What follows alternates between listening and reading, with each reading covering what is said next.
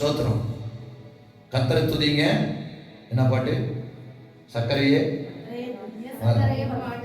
கர்த்தரையே பாடு, சர்க்கரையே வராது. சரிங்களா? அப்படின்னு ஒரு பாட்டு அவர் பாடிக்கிறாரு. அதுல நிறைய பேர் அவங்களுக்கு இல்லை.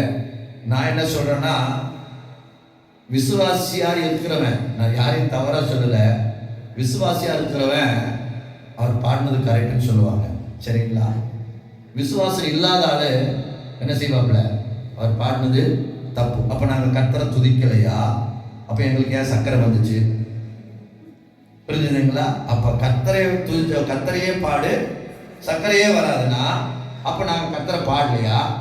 அப்ப இந்த பாஸ்டர் மட்டும் தான் கர்த்தரை பாடுறாரா? அப்ப நாங்க பாடாதனால எங்களுக்கு சக்கரை வந்துருச்சா? புரிஞ்சுதுங்களா? அப்படி கான்செப்டுக்கு போவாங்க. அப்படி கான்செப்ட் இல்லை. சோத்திரம். எனக்கு கர்த்தர் சுகம் தர வல்லவராயிருக்கிறார். அல்லேலூயா.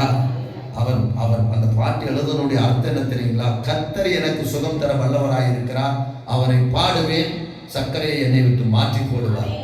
அல்லேலூயா. அப்ப அதுதான் அவர் அப்படி பாடிக்கிறார். அப்போ நிச்சயமாக நம்ம தேவனாலே எல்லாவற்றிலும் அற்புதம் செய்ய முடியும். அல்லேலூயா. ஆண்டவரால் அற்புதம் செய்ய முடியும். ஆண்டவரால் சுகப்படுத்த முடியாதுன்னு ஒரு வியாதியுமே கிடையாது. அப்ப நம்ம என்னன்னா, அதெல்லாம் எங்க கழுத்து வலிக்கு ஜெபம் பண்ணலாங்க, தலை வலிக்கு ஜெபம் பண்ணலாங்க, இடுப்பு வலிக்கு ஜெபம் பண்ணலாங்க. இந்த கிட்னி பிரச்சனைக்கு என்ன செய்ய முடியாதுங்க? ஜெபம் பண்ண முடியாது. சர்க்கரைக்கு என்ன செய்ய முடியாது?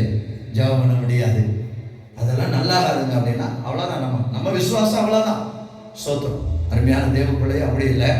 அவனால் எல்லா வியாதியிலிருந்து சுகத்தை தர முடியும். அல்லேலூயா. சோத்திரம். ஒண்ணே ஒன்று, நான் கர்த்தரை நம்புவேன், மாத்திரை எடுக்க மாட்டேன், என் விசுவாசத்துல நான் நிற்கிறேன் அப்படின்னு சொல்ல முடியுமா? சொன்னா கர்த்தர் சுகத்தை தருவார். அல்லேலூயா. சோத்திரம். இல்லை, நான் டாக்டரையும் பார்த்துக்குவேன், மாத்திரையும் எடுத்துக்குவேன், நான் கர்த்தரையும் நம்புவேனா என்ன ஆகாதுங்க? அங்கே விசுவாசத்தை பார்க்க முடியாது. சரிங்களா? இப்போ நான் மாத்திரை எடுக்கிறது தவறுன்னு சொல்ல வரல. நம்ம கர்த்தரை உறுதியா நம்புறோம் அப்படின்னா அதை விட்டுணும். விட்டுட்டா கர்த்தர் நமக்கு சுகம் தந்தாரா இல்லையான்னு நம்ம சொல்ல முடியும். அல்லேலூயா சொல்லுங்களேன். ஆமா, அதை விட்டுட்டா கர்த்தர் சுகம் தந்தாரான்னு சொல்ல முடியும். அதை உள்ளனா கர்த்தர் சுகம் தந்தாரா, மாத்திரை சுகம் தந்ததா நமக்கு என்ன செய்யாதுங்க? தெரியாது. அப்போ கர்த்தரை உறுதியாய் பற்றி கொண்டோன்னா கர்த்தர் நிச்சயம் நமக்கு சுகத்தை தருவார். அல்லேலூயா.